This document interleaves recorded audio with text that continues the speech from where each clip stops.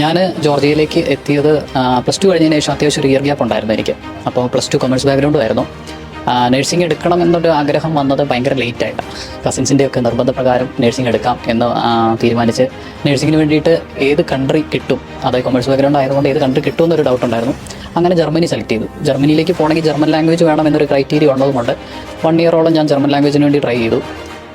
1 year കഴിഞ്ഞിട്ടും എനിക്ക് B2 crack ചെയ്യാൻ വേണ്ടി പറ്റിയില്ല. വീണ്ടും ഇയർ ഗ്യാപ്പ് കൂടിക്കൊണ്ടിരിക്കുക എന്നുള്ള കാര്യം മനസ്സിലാക്കിയപ്പോൾ നൈസായിട്ട് വേറെ ഏതെങ്കിലും കൺട്രി നോക്കിയാലോ എന്ന് തീരുമാനിച്ചു. അങ്ങനെ കൺട്രീസ് സെലക്ട് ചെയ്ത് ജോർജിയനെക്കുറിച്ച് അറിയുന്നത്. ജോർജിയനെക്കുറിച്ച് അറിഞ്ഞ് നേരെ ഒരു ഏജൻസിയിൽ കോൺടാക്ട് ചെയ്തു. അവർ പ്രോസസ്സിങ്ങും കാര്യങ്ങളൊക്കെ ചെയ്തു തരാമെന്ന് പറഞ്ഞിട്ട് ഒരു ഇനീഷ്യൽ പേയ്മെൻറ്റ് മേടിച്ചു എന്നല്ലാതെ പിന്നെ അവർ വിളിച്ചിട്ടൊന്നും കിട്ടിയിട്ടില്ല.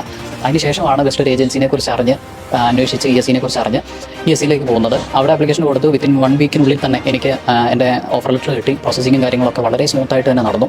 അങ്ങനെ ഇപ്പോൾ ജോർജിയയിൽ എത്തി എൻ്റെ ഫസ്റ്റ് സെം കഴിയാറായിരിക്കുകയാണ്.